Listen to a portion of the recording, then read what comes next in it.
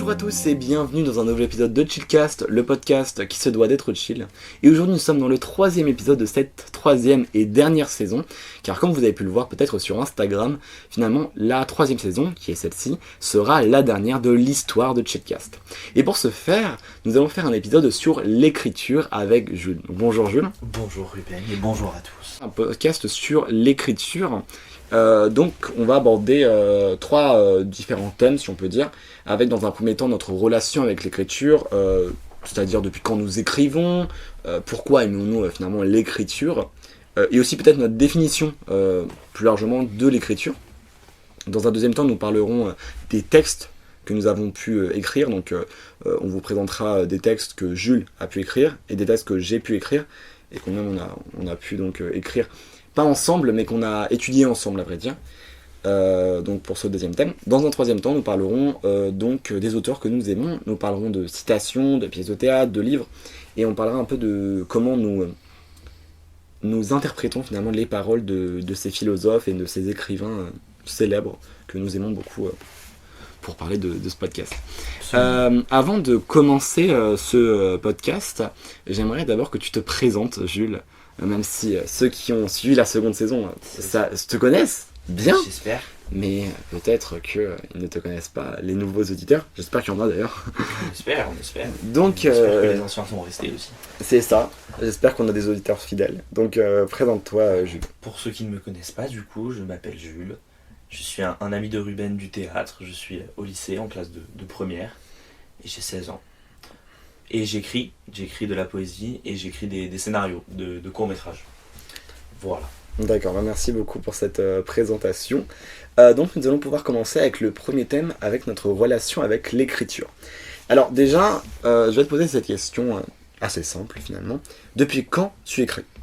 Alors, j'écris des courts-métrages. J'ai commencé à écrire mon premier court-métrage en mai dernier. En mai dernier, il me semble. Et la poésie, c'est plus récent. C'est vers août. Donc c'est assez récent quand même. Ça fait que quelques mois. Et la poésie, tu la définirais comment, selon toi ? La poésie que t'écris ? La poésie que j'écris, oui. Déjà, c'est pas des vers. C'est que de la prose. Et c'est entre poésie et une sorte de lettre. Parce que je retrouve le format de lettre à quelqu'un dans pas mal de mes textes. Et on pourra en parler d'ailleurs dans un texte que tu... Et je trouve qu'en fait, c'est plus de la poésie d'émotion que de la poésie de forme, dans le sens là où il n'y a pas forcément de belles rimes, de belles tournures de phrases, de belles phrases, de choses comme ça, mais c'est plus l'émotion qui est privilégiée. D'accord, et ça t'arrive quand même parfois finalement de faire des poèmes qui vont avoir des rimes, ou pas du tout ? Ça arrive qu'il y ait des rimes dans mes poèmes, mais c'est inconscient. très rare. C'est presque inconscient, oui. C'est ça. C'est en second plan et c'est très rare que j'écrive des poèmes en rime. Et les rares que j'ai écrits en rime, je les trouve pas bien. Donc je les ai jamais postés et je pense que je te les ai jamais envoyés non plus. D'accord, ok. Donc la rime, c'est pas pour moi. Ok. Bah, je comprends, mais même j'ai lu donc pour le coup, qu'il y avait certains poèmes que tu avais fait, par exemple, où on a de la musicalité. Ouais. Je pense notamment, mais on en reviendra bien sûr sur le second thème, où finalement on va pouvoir donc utiliser les mêmes débuts de phrases et des fois même souvent les fins de phrases, etc. Et un peu même le même schéma. J'ai l'impression que t'aimes beaucoup faire ça aussi. Ouais. Bah c'est ça la différence entre de la musicalité et des rimes, c'est que par exemple, il y a des poèmes là où je reprends le même début de phrase sur chaque. Je pense à je sais plus comment il s'appelle, mais je ne fais plus ça, mais ça. Oui, d'accord. Celui-là, par exemple, c'est un schéma qui se répète tout le temps. Donc ça, c'est musicalité, c'est de la forme. Il y a aussi une fois, là où il y a un refrain au début et à la fin qui se répète, avec une petite différence, du coup, qui montre le progressement. Ça se dit pas, mais vous avez compris ce que je voulais dire par là. On a compris normalement. La progression dans le poème. D'accord. Donc voilà, donc il y a de la musicalité bien sûr, parce que la poésie c'est aussi ça, c'est faire passer des émotions par la beauté d'un texte, mais les rimes, moi ça me réussit pas en tout cas. D'accord, ok.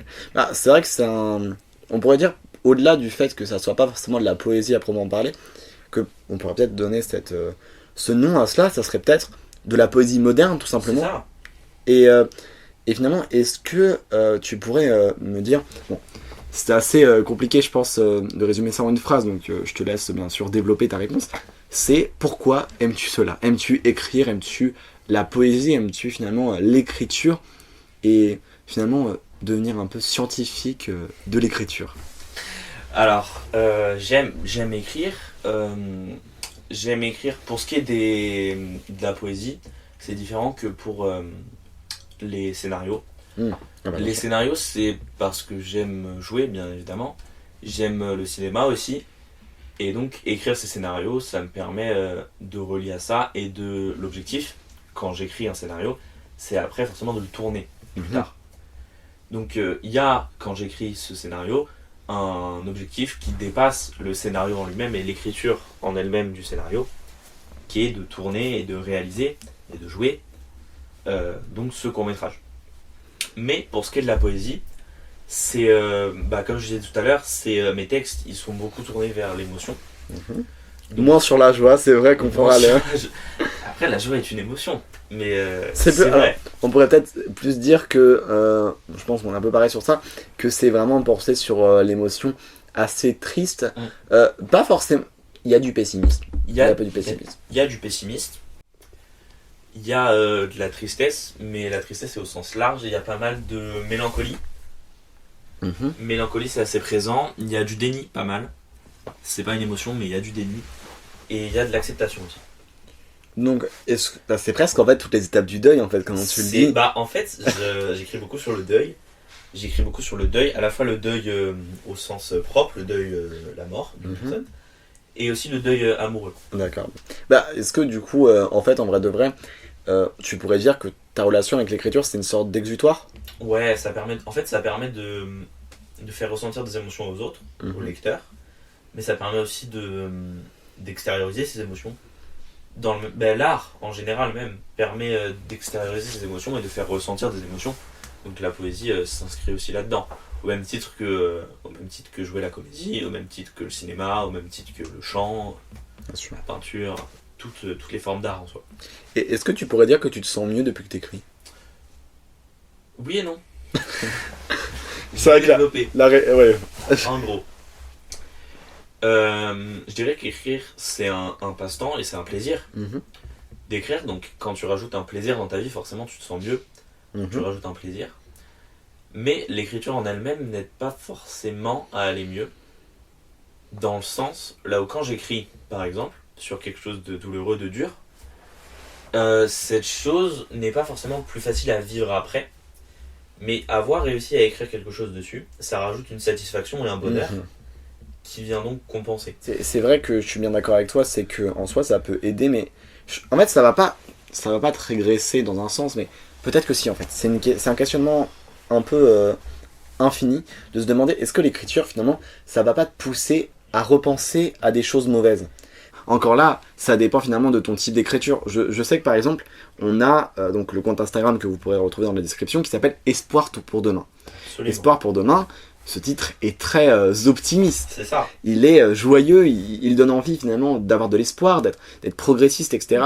Ce qui n'est absolument pas le cas sur notre compte. Par rapport aux poèmes qui sont sur ce compte. C'est ça, on pourrait l'appeler le désespoir pour demain. Mais bon, ça sonne moins bien. Pour être joyeux dans la vie, pour être heureux, il faut avoir de la tristesse. Parce qu'en fait, une vie sans tristesse, est-ce que ça serait pas une vie malheureuse en fait? En soi, oui, parce que s'il y a que du bonheur, le bonheur en soi ne sert à rien. Et c'est justement parce qu'il y a de la tristesse que ce bonheur est important et agréable. C'est. Je prends un exemple par exemple. Vas-y. Imaginez que vous avez hyper soif. Très très soif. L'exemple de vous allez comprendre ce que je veux dire. Oui. Vous avez extrêmement soif. Vous buvez un verre d'eau. Ça fait plaisir, ça fait du bien. Oui. Si vous n'avez jamais soif, le plaisir de boire ce verre d'eau, c'est pas le même que quand vous avez soif. En fait, il est important et il est hyper agréable parce qu'il coupe avec justement la tristesse.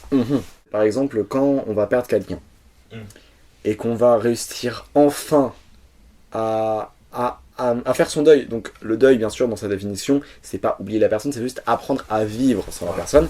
Et c'est accepter que la personne n'est plus là. On va être heureux de le savoir parce que en fait c'est une sorte de progression. Alors oui, je sais que ça peut être bizarre, ça, on va se dire, on peut avoir peur encore, mais quand on a fini normalement, quand on est à l'étape du deuil, l'étape finale, qu'on a appris à vivre sans la personne, et ben on est heureux, mais on a été triste.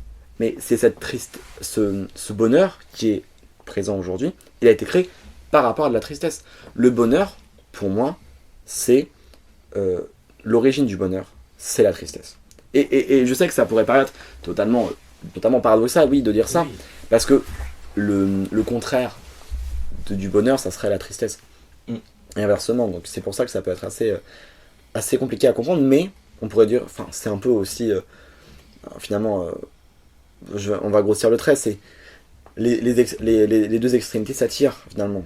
C'est que sans un extrême, l'autre extrême n'existe pas. C'est un jeu de symétrie. Ouais, je vois ce que tu veux dire, et que en soi, c'est pas forcément que le bonheur existe parce que le malheur existe, mais le malheur est malheureux parce que le bonheur existe. Parce que si le bonheur n'existait pas, le malheur serait pas le malheur, mais serait la neutralité.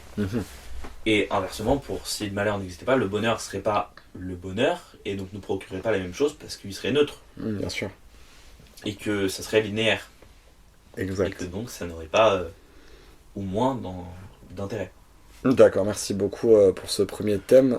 Jules, on va pouvoir donc passer au second thème, donc sur les textes que nous avons pu écrire. Alors, depuis presque un mois, nous avons donc créé un compte Instagram qui s'appelle Espoir pour demain. Donc vous pourrez trouver sur Instagram. Nous avons donc posté plusieurs textes, plusieurs poèmes, plusieurs lettres, on peut dire, sur notre vie où finalement nous parlons de beaucoup de choses. Alors nous ne sommes pas que tous les deux sur ce compte. Il y a également Eva, qui est l'illustratrice du logo de Chillcast, qui est toujours présent depuis 3 saisons maintenant. Et donc nous allons étudier ensemble différents textes que nous avons pu écrire.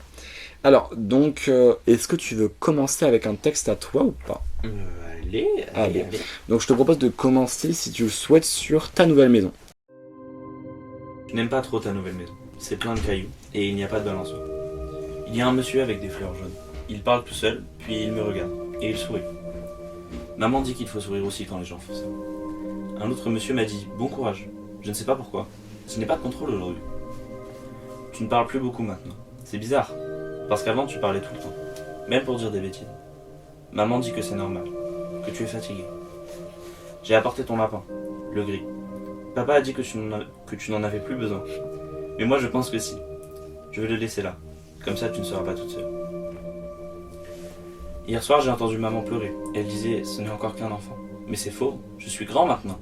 J'ai 11 ans. Toi tu en as 8. Pourtant on avait le même âge, tu te souviens ? Tu ne réponds pas. Le monsieur aux fleurs jaunes est parti. Il a touché le caillou à côté du tien. Papa dit que tu es ailleurs maintenant. Mais je ne comprends pas. Tu es là, il y a ton nom devant moi. Toujours pas ? Je vais y aller. Maman m'attend dans la voiture. La prochaine fois, j'apporterai ton livre préféré. Celui avec le dragon. À bientôt. Merci beaucoup pour cette lecture. Alors, à la différence d'un autre texte, on va pas faire une étude linéaire et tout, parce que il reste assez conséquent quand même. Mais est-ce que tu pourrais me décrire en fait ce texte ? Alors, ce texte, c'est une lettre, une sorte de dialogue entre un enfant et une personne qu'il a perdue. Ça, on ne connaît pas l'identité, mais c'est un autre enfant, on le sait. Donc l'enfant, comme vous avez sûrement pu le deviner, est au cimetière, donc sur la tombe, devant la tombe de l'être qu'il a perdu. Et il lui parle, et l'enfant en fait ne comprend pas, parce qu'il est innocent, il ne connaît pas encore la mort, le décès, il n'a pas les connaissances requises pour comprendre tout ça. Donc il ne comprend pas en fait que la personne qu'il connaissait n'est plus là, qu'elle est morte. Et donc il essaie de lui parler, la personne ne répond pas. Et en fait c'est un dialogue entre un enfant et une personne qui n'existe plus. D'accord. Donc c'est un peu une image finalement. En fait, je vois une métaphore. Tu me dis si tu trouves qu'elle est bien choisie. Par exemple, quand une personne va mourir, son numéro va être réattribué.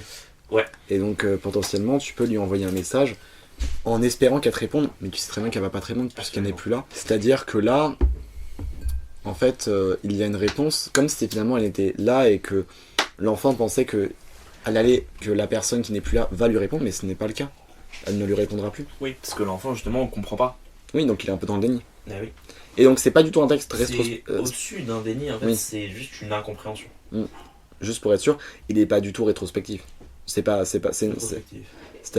ça vient directement de toi, enfin, c'est ton personnel ou pas du tout? Pas vraiment, non. Ok. J'ai vécu un décès quand j'étais enfant, mais j'ai jamais eu cette situation. Ok. Donc non, pas vraiment. Par contre, soit dit en passant, je trouve, du coup, je le relis avec toi, et j'avoue que je comprends pas mal de choses, et j'ai beaucoup aimé ce qu'on t'a dit. Tu as 9 ans, enfin, j'ai 9 ans, et toi, tu en as 8, on avait le même âge et tout. Du coup, ça rajoute une temporalité. En fait, c'est l'incompréhension de l'enfant encore, parce qu'il dit je comprends pas, on avait le même âge, je comprends pas. Comment c'est possible que toi, t'aies plus le même âge? C'est étrange, je comprends pas. Et justement, ça marque son étonnement, qu'il comprend rien. Pareil, quand le monsieur lui dit bon courage et qu'il répond je n'ai pas de contrôle aujourd'hui, justement, il comprend pas. Oui. Il comprend pas pourquoi il a besoin de courage, parce qu'il comprend pas en même temps, il a perdu ans. Un être cher. C'est bien d'avoir aussi mis un âge et tout, comme ça on peut se demander tout avec l'âge. 8 ans, oui, de toute façon on est en primaire et tout, donc on a encore cette innocence. Et non, mais vraiment, très bon poème, je te félicite. À un moment, il dit c'est bizarre parce qu'avant tu parlais tout le temps. Encore, il comprend pas. Oui. Et je crois que il y a un moment. Tu vois, là où il dit tu ne réponds pas, toujours pas, là il s'interroge en fait. Et justement, vu que l'enfant a 11 ans, 11 ans c'est un âge là où quand même tu commences à comprendre, tu commences à maturer un peu.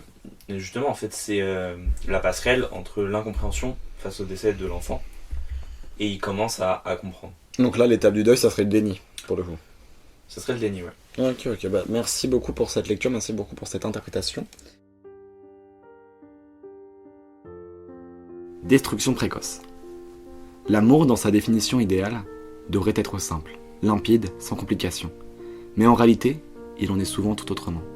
On croit parfois que le simple fait que deux personnes s'entendent bien suffit. Mais ce n'est pas le cas. Pour qu'un amour atteigne son apogée, il faut bien plus.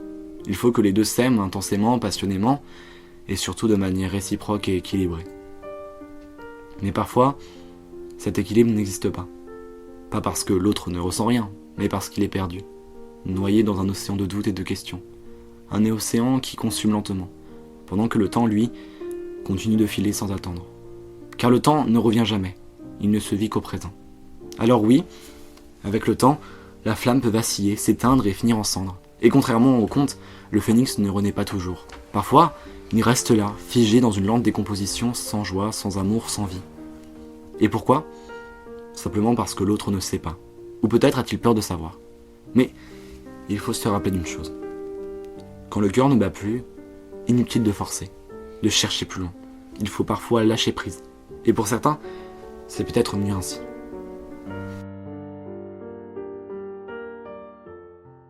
Je l'aime beaucoup, déjà parce que il parle de deux personnes que je connais, donc forcément moi je suis plus ancré dans la situation. C'est vrai.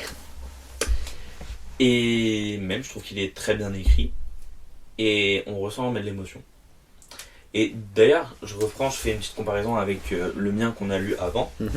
C'est plus une réflexion un peu philosophique, et ça justement on le retrouve pas mal chez toi, plus de réflexion philosophique, par rapport à moi qui est plus dans l'écriture d'une sorte de lettre à un défunt, à une personne perdue, à un amour perdu, des trucs comme ça. Bien sûr. Surtout, en vrai de vrai, je trouve que le questionnement philosophique que tu dis, j'ai essayé de le mettre au début, tu sais, quand on dit l'amour dans sa définition idéale, tu vois, il y a une sorte de réflexion, comme si on faisait finalement une discussion philosophique. Je n'affirme pas la plupart du temps, je dis si. Ouais. Donc je fais du peut-être, et je préfère faire ça parce qu'on en parlera dans le troisième thème, avec un philosophe que j'ai du mal à lire, qui s'appelle Schopenhauer, qui adorait, pour le coup il n'est plus de ce monde, mais qui adorait finalement affirmer les choses, et j'en dirai certaines citations, qui l'affirment et que je trouve qui ne sont absolument, enfin, qui tentent de faire irréfutable, mais tu peux pas faire ça irréfutablement, vu ce qu'il dit, mais on en parlera plus tard. Mais oui, ce poème je l'aime beaucoup, donc juste pour peut-être faire un résumé de la situation, donc c'était deux personnes qui devaient se mettre en couple, et finalement une personne s'est rendue compte qu'elle ne l'aimait pas au même titre que l'autre l'aimait, et donc l'amour s'est fini comme ça. Qu'il y avait un décalage dans l'amour, et c'est justement c'est ça. Ce dont parle Ruben dans son... C'est pour ça que le titre s'appelle Destruction précoce, et c'est vrai que je tiens à le dire aussi avec ce poème, j'ai du mal à trouver des titres, et je pense qu'on a le même problème. C'est pour ça qu'il y a plein de poèmes sans titre. Il n'y a pas de titre. Oui, Destruction précoce, en fait Destruction précoce, je trouve qu'elle est bien, parce qu'en fait c'était un peu pour dire que le couple, quand il était fait, il était beau, il était magnifique, mais il était né pour mourir. Le tilleul. Tu te souviens de notre tilleul préféré, celui de notre premier baiser? Ils l'ont abattu ce matin. C'est comme si tu étais parti pour de bon. Il y a un grand trou dans le parc maintenant. C'est vide. Tu me manques. Pourquoi tu es parti? Tu n'avais pas le droit. Tu n'aurais pas dû traverser. Je t'en veux, tu sais. Je t'aimais. Je t'embrasse dans toi. Repose en paix.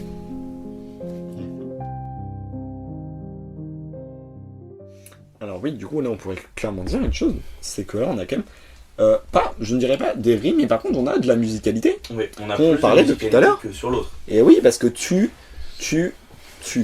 Ouais. J'aime beaucoup, parce que c'est vraiment, là on sent vraiment le fait que... Justement, il y a le tu, donc oui. tout porté sur le défunt. Mm-hmm. Et à la fin il y a du jeu. Donc à la fin il y a du recentrer sur soi. Oui. Et surtout, j'ai remarqué, après ça se voit plus aussi sur Instagram, en fait t'as vraiment fait un silence pour dire juste c'est vide. Et je trouve que c'est vraiment bien d'avoir fait ça, parce que ça rajoute vraiment de l'importance à ce propos. Ouais. Et je trouve finalement de mettre, tu sais, quand tu mets un mot, enfin une phrase entre deux strophes, etc., et tu mets juste cette phrase. Il est isolé. Et du coup ça rajoute vraiment de l'importance, de l'émotion, etc. Ouais, parce que justement dans ce poème, en fait, c'est le défunt, il est caractérisé par l'arbre, par le tilleul. Mm-hmm. Et donc justement, en fait, pour le narrateur, le tilleul représente le défunt, donc le tilleul c'est une sorte d'attache, c'est une sorte bien sûr, de chose qui le relie au défunt. Et donc le fait que le tilleul s'en aille, que le tilleul soit abattu, donc qu'il n'y ait plus le tilleul, ça crée à la fois un vide dans le parc, un vide matériel dans le parc, mais aussi un vide émotionnel chez le narrateur justement. Et c'est pour ça que le c'est vide est très important. D'accord, j'aime beaucoup ce poème. Il date un peu en vrai de vrai. C'est un des premiers que tu as écrit. Ouais. Tu l'avais écrit avant la publication, tu l'avais écrit quelques jours avant. Bien avant. Je l'avais écrit genre 2-3 jours après le pommier. D'accord. Parce que justement en fait j'ai fait une sorte de série de poèmes sur les arbres, avec le deuil et à chaque fois un autre aspect du deuil. Donc le tilleul c'est l'incompréhension, c'est la colère, c'est parce qu'il y a tu n'avais pas le droit, tu n'aurais pas dû traverser, je t'en veux. C'est vraiment le début, c'est la colère, l'incompréhension, on en veut aux défunts, on en veut au monde entier. Ah oui, du coup là c'est très triste, mais en même temps je trouve qu'il fait avancer un peu, il fait réfléchir. Et je pense que c'est la force des poèmes, c'est le fait de faire réfléchir. Oui, aussi. Différence. En cette nuit noire, elle regarde la lune, observant chacune de ses courbes. Cet astre lui sert de source pour sa plume, elle qui a une vie se rapprochant d'une mer de tourbe. Pourtant, elle aimerait avoir une vie gaie, mais cela n'est pas chose facile avec la différence. Chaque jour, elle se sent à part, et est toujours remplie de regrets. Des gens lui rappelant incessamment qu'elle n'est pas normale. Elle, qui n'a pas choisi d'être telle. Si elle pouvait, elle changerait pour ne plus avoir mal. Oui, la vie serait certainement plus belle. Mais mieux vaut être seule que d'avoir honte. Honte de laisser sa fierté, son identité sans voix. Elle est née comme ça, il faut qu'elle surmonte. Ce n'est pas juste, ce n'est pas mon choix. La justice, c'est une utopie.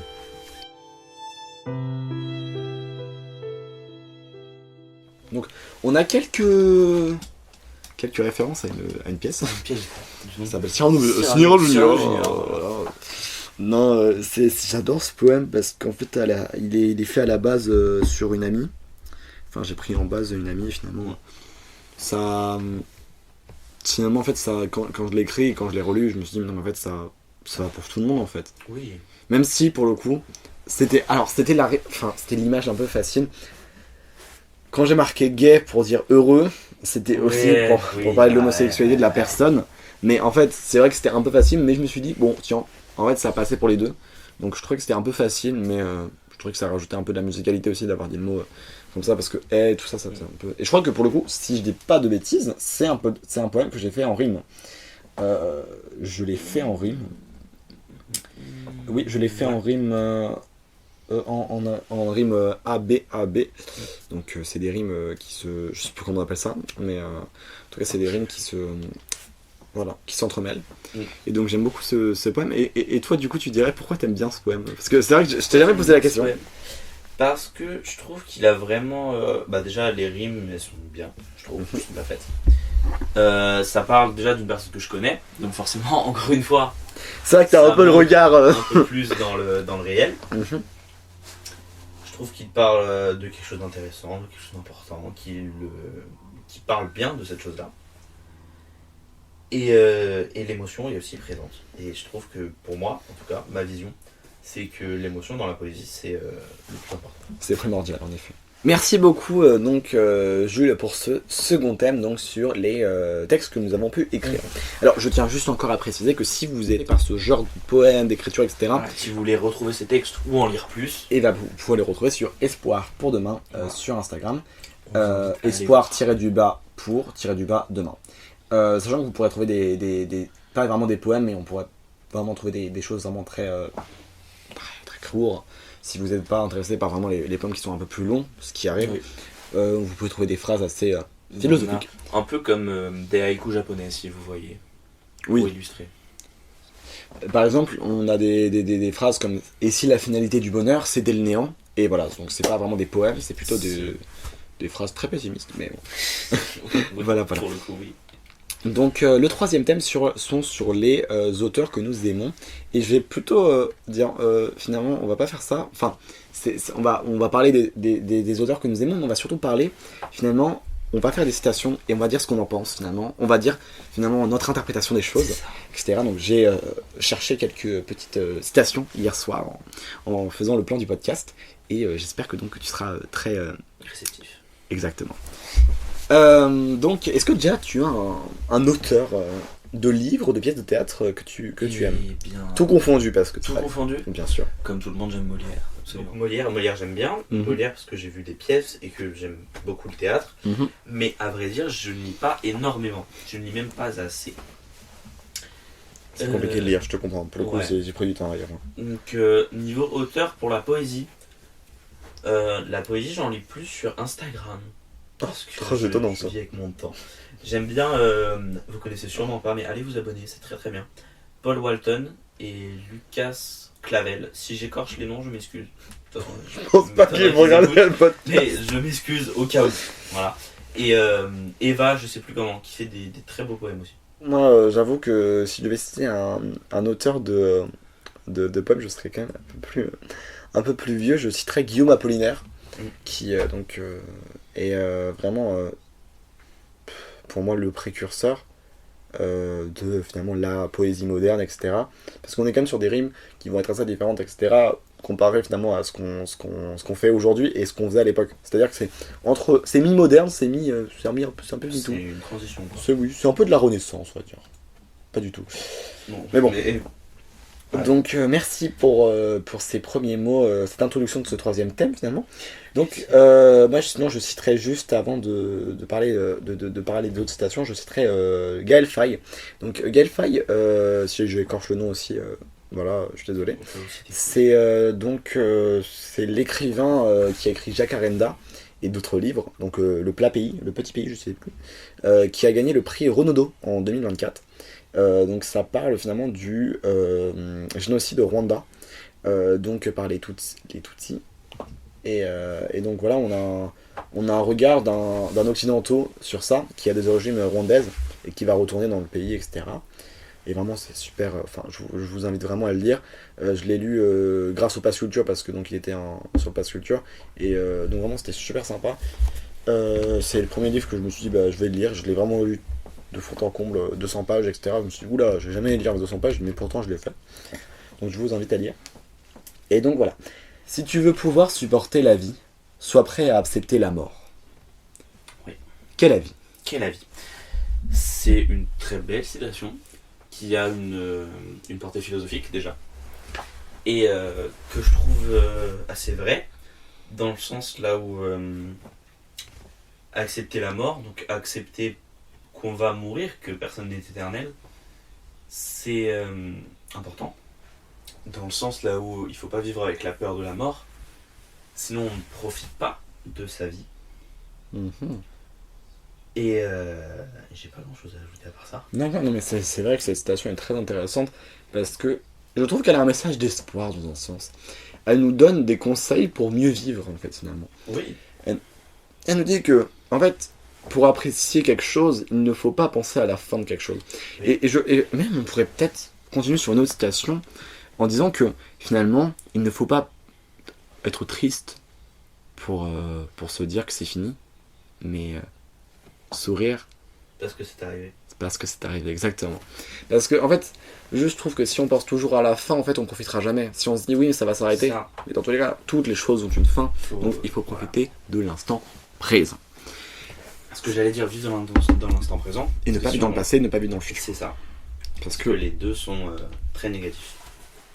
très négatif, Très négatifs. bon tout est relatif, parce que Non, pas que le passé ou le futur soit négatif, mais le fait de vivre dans le passé ou dans le présent, futur, ou dans le futur, ou dans le futur, pas du tout vivre dans le présent, Mais les deux ont des conséquences négatives. c'est une réalité, merci beaucoup pour ces mots. La deuxième citation de notre cher Freud, c'est « On a beau rêver de boisson, quand on a réellement soif, il faut se réveiller pour boire. » Alors, je tiens juste à préciser qu'elle me fait un peu sourire, parce qu'on en a parlé justement de la soif, Oui. et je trouve qu'elle est extrêmement vraie, parce qu'elle nous donne un peu ce... En fait, elle mélange deux choses. Elle mélange le rêve, donc finalement la fiction, Voilà. finalement, et finalement les besoins vitaux d'un C'est homme, ça. qui est de boire. C'est ça. On peut rêver de quelque chose, Et mais... elle oppose de l'irréel à une chose des plus réelles, c'est-à-dire un besoin vital de l'homme. L'eau. L'eau, boire, qu'elle oppose au rêve, qui est quelque chose de... Quand on rêve, on n'est pas dans la réalité. C'est ça. Qu'elle oppose, pas deux opposés, mais pas loin. Peut-être aussi que ça dirait que les besoins vitaux priment sur le rêve. Et que dans tous les cas, le plus important, c'est les besoins vitaux. Et notre corps, ce que nous avons besoin, ça sera toujours au-dessus de tout, finalement. Ça impose finalement ça, cette importance finalement de la vitalité, etc. C'est ça, et ça re-ancre les choses les plus importantes dans leur vraie importance. Ma phrase n'est pas française, mais ce que je veux dire, c'est que Freud là nous dit, en gros, que quoi que tu fasses, tu as des besoins vitaux, des choses importantes, qui primeront dans tous les cas. Donc tu peux autant rêver de quelque chose, de rêver de boisson par exemple, tu auras toujours besoin de boire à la fin. En effet. Merci beaucoup pour cette étude de cette citation. Albert Camus, un auteur que j'affectionne tout particulièrement, avec cette phrase. C'est cela l'amour. Tout donner, tout sacrifier, sans espoir de retour. Oui. Alors là, alors quand je l'ai repris, je me suis dit, mais c'est tellement Jules ça. Mais Je l'aurais pu écrire. Je l'aurais pu écrire ça. Dans un poème. Ça. Alors, c'est très orgueilleux de dire ça. J'aurais pu écrire du Camus. Mais c'est vrai, parce que celle-là, elle fait particulièrement écho, que l'amour, en soi, c'est un pari. Tu ne sais pas. Tu sais pas ce qui va se passer. Et pourtant, tu choisis de Tout donner par amour, de sacrifier, en quelque sorte, tout. Dans le vrai amour, tu donnes tout. Et tu sais pas si ça va bien se passer ou pas. Tu sais pas comment ça va finir, tu sais pas si ça va bien finir. Tu sais pas si ça va très mal finir, ça peut. Les deux sont possibles. Oui. Mais tu donnes tout parce que tu aimes, et justement, c'est la définition de l'amour. C'est de tout donner, de tout parier sur la personne, et donc de faire passer la personne en priorité, et de faire... En priorité, De pas se même par mettre- rapport à soi. Pas par... Ouais. De se mettre au second plan par amour, justement. Wow. C'est puissant. Merci Jules. Merci beaucoup Jules pour ce 3e thème et merci beaucoup pour ce podcast. Je te laisse donc le mot de la fin. Eh bien, j'espère que vous avez bien aimé ce podcast, j'espère que vous avez apprécié. Je vous invite à aller vous abonner à Espoir pour demain, c'est très important. Je vous invite même pas, je vous le redonne. Merci à tous de nous avoir écoutés et on se retrouve le mois prochain pour un podcast sur la confiance en soi avec Tom. Surtout, écoutez Chillcast. Absolument, très important. Au revoir.